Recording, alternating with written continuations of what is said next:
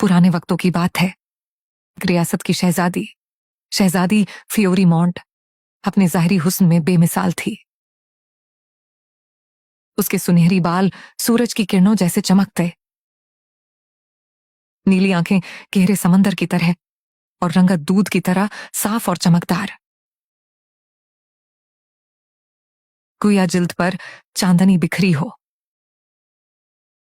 सब समझते कि शहजादी की रूह भी उतनी ही पाकीज़ा होगी जितनी वो खूबसूरत है, लेकिन हकीकत इसके बरक्स थी। शहजादी फ्योरीमोंट बदतीनत थी और जादूगरी में महारत रखती, जो उसने एक बदफितरत चुड़ैल से सीखा। ये चुड़ैल पहाड़ के दामन में एक झूंपड़ी में दुनिया से छुपकर रहती। रात के अंधेरे में जब सब सो रहे होते थे, शहजादी चुपके से उसके पास जादू सीखने जाती। शहजादी फ्योरीमोंट की बेमिसाल खूबसूरती इसी चुड़ैल के जादू के मरहूनी मिन्नत थी। बादशाह को अब अपनी बेटी की शादी की फिक्र सताने लगी थी। एक दिन उन्होंने अपनी मजलिस मुशावरत को जमा किया और कहा, जैसा कि आप सब जानते हैं, हमारा कोई बेटा नहीं जो हमारी वफात के बाद तख्त नशीन हो। इसलिए बेहतर होगा कि हम शहजादी के लिए कोई मौजूद शहजादा तलाश करें तो वो हमारी जगह रियासत का बादशाह बन सके। तमाम वज़रा ने बादशाह की बात से इत्तेफाक किया और करीबी रियासतों को बादशाह का पैगाम भिजवाया गया। जब फ्योरीमोंट को खबर हुई तो वो गुस्से से तिलमिला उठी, क्योंकि शादी के बाद इसके जादू सीखने और खूबसूरती का राज फाश हो जाएगा और उस पर रोक टोक की जाएगी, जिसके नतीजे में वो अपना बेमिसाल हुस्न खो देगी। रात के अंधेरे में शहजादी दबे कदमों अपने कमरे की खिड़की तक आई और मुट्ठी भर दाने खिड़की से बाहर फेंके। एक छोटा सा भूरा परिंदा आया और दाना खाने लगा।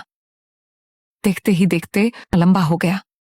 वो परिंदे की पीठ पर बैठी और हवा में बुलंद हो गई। दरख्तों की चोटियां उबूर करता वो परिंदा चुड़ैल की झोंपड़ी के पास पहुंचकर रुक गया। शहजादी ने उसे सारी बात बताई और मदद की दरख्वास्त की। चुड़ैल ने कहा, ये वाकई एक बुरी खबर है, लेकिन हम उन सबको कैसे शिकस्त दे सकते हैं? तुम्हें उन आने वाले शहजादों से अलग तरीके से निमटना होगा। तुम बताओ क्या चाहती हो? क्या उन्हें कुत्ता बना दिया जाए जो तुम्हारी एक आवाज पर दौड़ते चले आएं, या परिंदे जो हवा में उड़ते फिरें और तुम्हारी खूबसूरती के गीत गाएं, या फिर उन्हें मोतियों में बदल देना चाहती हो? एक ऐसी माला के नगियने जो हमेशा तुम्हारे गले में रहें और तुम उन्हें मोतियों की सूरत में हमेशा अपने साथ रखो। माला? हाँ माला, यही सबसे बेहतरीन है। मैं उन्हें धागे में पिरोकर पहन लूंगी और किसी को कोई शक भी नहीं होगा। लेकिन ये बहुत खतरनाक है। अगर तुमने जरा सी भी बेएहतियाती की तो तुम भी उसी माला का एक मोती बन जाओगी और तब तक कैद रहोगी जब तक कोई धागा काट कर तुम्हें अलग न कर दे। परेशान मत हो, ऐसा कुछ नहीं होने वाला। चुड़ैल ने एक लंबा सुनहरी धागा उसकी गर्दन में पहना दिया। धागे के दोनों सिरे आपस में जुड़े थे और जितना मर्जी जोर लगाया जाता वो टूट नहीं सकता था। चुड़ैल ने कहा, तुम्हें शादी के ख्वाहिशमंद से कहना है कि वो इस धागे को अपने हाथ में लेकर अपनी उंगलियां उसके गिर्द लपेट लें। जैसे ही वो ऐसा करेंगे, वो चमकदार मोतियों में बदलकर माला में पिरो दिए जाएंगे और इसी में कैद रहेंगे जब तक कि कोई इसे काट कर अलग न कर दे। अब याद रखो, अगर तुमने गलती से भी अपनी उंगलियां उसके गिर्द बंद की तो तुम्हारा भी यही अंजाम होगा। वो वापस महल आई और सुकून से सो गई। अगले दिन शहजादा पीटर उसका हाथ मांगने आया। वो निहायत वजी, मजबूत और खूबसूरत था। उसके स्याह बाल और गहरी सियाह आंखें थीं।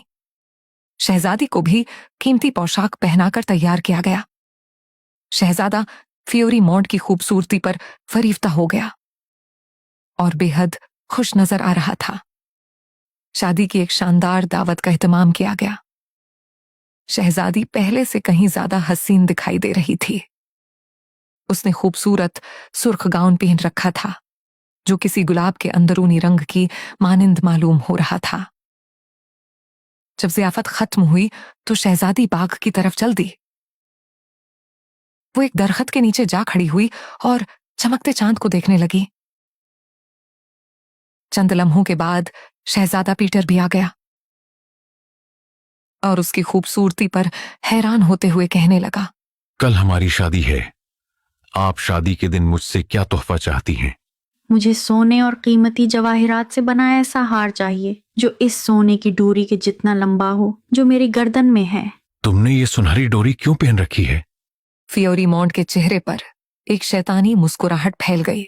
इस हार का दुनिया में कोई सानी नहीं। ये बज़ाहिर मामूली मालूम होता है, लेकिन हकीकत में ये एक फौलादी जंजीर से भी ज्यादा मजबूत है। आप चाहें तो इसे दोनों हाथों से पकड़कर खींचें ताकि आपको इसकी ताकत का अंदाजा हो सके। शहजादा पीटर ने उस सुनहरी डोरी को मजबूती से पकड़कर तोड़ने की कोशिश की, लेकिन जो ही उसकी उंगलियां डोरी के गिर्द बंद हुए, वो अचानक गायब हो गया और उसी लम्हे सुनहरी डोरी में एक मोती नमूदार हुआ। शहजादी फियोरीमोंड ने हार को देखा और जोर से कहकहा लगाया और इत्मीनान से वापस जश्नगाह में दाखिल हुई और अपने वालिद बादशाह से बात करने लगी। बादशाह सलामत किसी को फौरन शहजादा पीटर की तलाश के लिए भेजें। चंद लम्हे पहले वो मुझसे बात कर रहे थे और फिर मुझे छोड़कर चले गए। मुझे लगता है शायद उन्हें मेरी कोई बात बुरी लगी है या मुमकिन है कि वो बीमार हों। शहजादा पीटरो को हर जगह तलाश किया गया, लेकिन वो कहीं न मिला। बादशाह के चेहरे पर नागवारी के आसार नुमाया थे। कल शादी है, कहाँ जाएंगे? लेकिन हमें उनकी ये हरकत हरगिज पसंद नहीं आई। शहजादी की एक खिदमतगार थी जिसका नाम योलांदे था। वो शहजादी से खौफजदा रहती थी। उसे शक था कि शहजादी जादू प्रैक्टिस करती है। जब योलांदे की नजर सुनहरी डोरी और उस पर जड़े वाहिद चमकदार मोती पर पड़ी तो कहने लगी, ये निहायत हैरत अंगेज मोती है जो आपकी सुनहरी डोरी में है। यकीनन ये शहजादा पीटर की तरफ से शादी का तोहफा होगा। बिल्कुल ऐसा ही है प्यारी योलांदे, ये सबसे बेहतरीन तोहफा है। लेकिन मेरा ख्याल है कि एक मोती कुछ बेरंग और बेतरतीब लगता है। उम्मीद है जल्द मेरे पास एक और होगा, फिर एक और एक और। ये सुनकर योलांदे को कुछ अच्छा महसूस न हुआ। अगले दिन शादी थी। शहजादी सफेद साटन और मोतियों के लिबास में मलबूस थी। उसके सर पर लंबा सफेद जालीदार नकाब था और सिर पर दुल्हन का ताज सजा था। शहजादी को बादशाह के दरबार में हाजिर होने का हुक्म दिया गया। बादशाह बहुत परेशान थे। मेरी बेटी, बादशाह ने बेचैनी से पुकारा, हम क्या करें?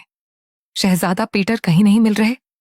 मुझे डर है कि वो किसी संगीन हादसे का शिकार हो चुके हैं। उसने मसनूई आंसू बहाने की कोशिश की। आखिरकार सबने मान लिया कि शहजादा पीटर मर चुके हैं। शहजादी फियोरीमोंड ने बादशाह से इल्तजा की कि वो उसे 1 महीने तक तन्हाई में रहने की इजाजत दें ताकि वो शहजादे के गम में सौग मना सके। लेकिन जब वो अपनी खाबगाह में तन्हा हुई तो आईने के सामने बैठकर इतना हंसी कि आंसू निकल आए। योलांदे ने जब शहजादी की खौफनाक हंसी सुनी तो खौफ से कांप उठी। महीना अभी पूरा भी ना हुआ था कि एक और शहजादा उसका हाथ मांगने आया।